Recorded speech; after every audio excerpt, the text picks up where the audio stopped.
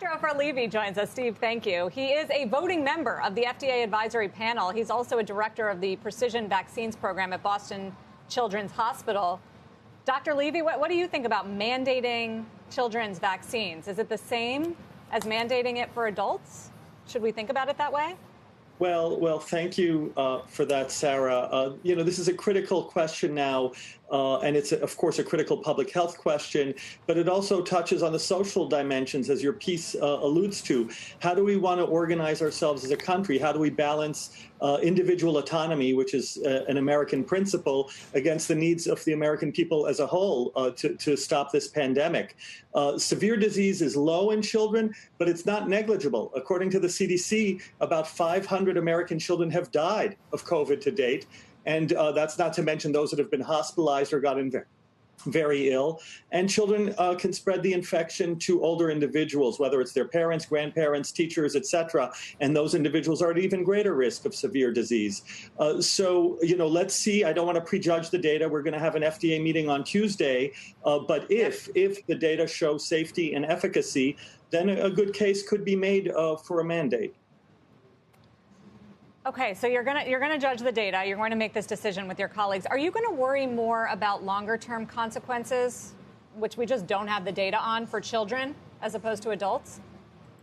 Well, there are not too many examples in the global literature of a vaccine given to a child and then months and months later, suddenly some side effects severely showing up. There are just not a lot of examples of that. We have the first days after a vaccine where, of course, you could get local pain, redness. You could have a fever, feel lousy for a day or two. Many of your viewers are familiar with that from their other vaccines or their coronavirus vaccine. Then they get better and they're back on track.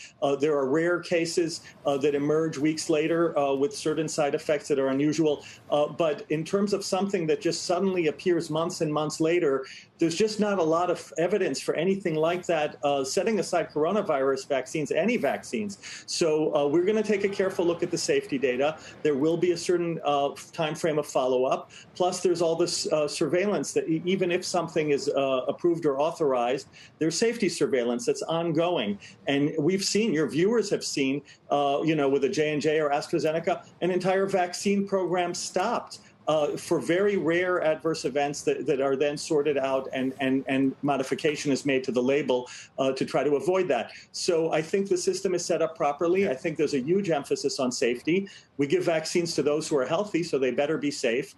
And, let's let that public hearing happen on Tuesday. Let's look at the data together. Doctor, before there were any vaccines available at all, there were lots of estimates as to how much of the population would need to be vaccinated to really essentially bring the pandemic to a standstill. I don't know what those numbers might have been, but when it comes to children, setting aside mandates, what proportion of children do you think would need to be vaccinated and thereby the whole population be vaccinated for us to essentially move to that next level where it's not really as much of a critical threat? Thank you for that. That's a key question, and it relates to herd immunity. Herd immunity is when we get to a level of immunization that the virus is starting to run out of people to infect, and then we see a big drop in the pandemic, and that's what we're all working towards. Dr. Fauci put it very well. We only know when we reach herd immunity when we're there, and then we go below it, and then it comes back again. We know that for measles vaccine. You need 90% of a population immunized. If you drop below 90%, you have measles outbreaks. We don't know the exact number yet for coronavirus. We suspect that it's well over 80%. Maybe we need to be in the 80 and 90% range, but that's a speculation now. We need more data. The Israeli team from the Ministry of Health of Israel presented some data that started to show, with their impressive vaccination campaign and boosting, etc., perhaps some evidence of herd immunity, but we don't have all the numbers yet.